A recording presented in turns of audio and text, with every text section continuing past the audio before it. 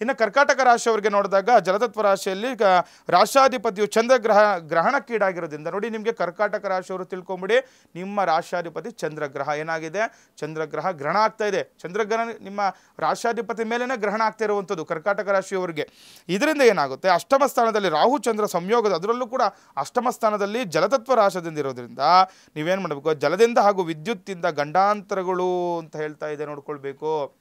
ಎಲ್ಲಿಂದ, ಜಲದಿಂದ ಅಥವಾ ಒಂದು ಕರೆಂಟ್ ವಿಚಾರವಾಗಿ ಗಂಡಾಂತರಗಳನ್ನು ಎದುರಿಸಬೇಕಾಗುತ್ತೆ ಕರ್ಕಾಟಕ ರಾಶಿಯವರು. ಗರ್ಭಕೋಶಕ್ಕೆ ಸಂಬಂಧಪಟ್ಟಂಥ ಸೋಂಕು ಕಾಯಿಲೆಗಳು ಆಗುವಂಥದ್ದು ಕೂಡ ಇರುತ್ತೆ. ಗರ್ಭಕೋಶಕ್ಕೆ ಸಂಬಂಧಪಟ್ಟಂಥ ವಿಚಾರಗಳನ್ನು ಕೂಡ ನೀವು ಜಾಗ್ರತೆ ವಹಿಸಬೇಕು. ಇನ್ನು ಶೀತ, ನೆಗಡಿ, ಜ್ವರ ಅಥವಾ ಚರ್ಮ ವ್ಯಾಧಿಗಳು ಉಂಟಾಗುವ ಸಾಧ್ಯತೆ ಕೂಡ ಹೆಚ್ಚಾಗಿದೆ. ಯಾಕಂದರೆ ಈ ರಾಹುವಿನ ಚಂದ್ರಗ್ರಹಣ ಆಗಿರೋದ್ರಿಂದ ಈ ರೀತಿ ಕೆಲವೊಂದು ಸಮಸ್ಯೆಗಳನ್ನು ನೀವು ಎದುರಿಸಬೇಕು ಅಂತ ಹೇಳ್ತೀನಿ. ಸ್ನೇಹಿತರ ವಿಚಾರದಲ್ಲಿ ಬಹಳ ಜಾಗ್ರತೆ ಕೂಡ ವಹಿಸಬೇಕು. ಏನಾದರೂ ಸ್ನೇಹಿತರಿಂದನೂ ಕೂಡ ಅನಾನುಕೂಲಗಳಾಗುವಂತಹ ಮುನ್ಸೂಚನೆ ಕೂಡ ಇದೆ.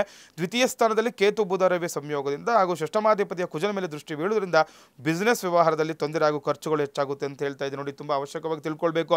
ಏನಾದರೂ ಬಿಸ್ನೆಸ್ ಇತ್ತು ಅಂದರೆ ಅದರಿಂದನೂ ಕೂಡ ತೊಂದರೆ ಅಂತ ಹೇಳ್ತಾ ಇದ್ದೀನಿ ನಿಮಗೆ. ಸಿಂಹರ ಅಂದರೆ ತುಂಬ ಕರ್ಕಾಟಕ ರಾಶಿ ಜನ ತುಂಬ ವಿಶೇಷವಾಗಿ ಇಟ್ಕೊಳ್ಳಿ.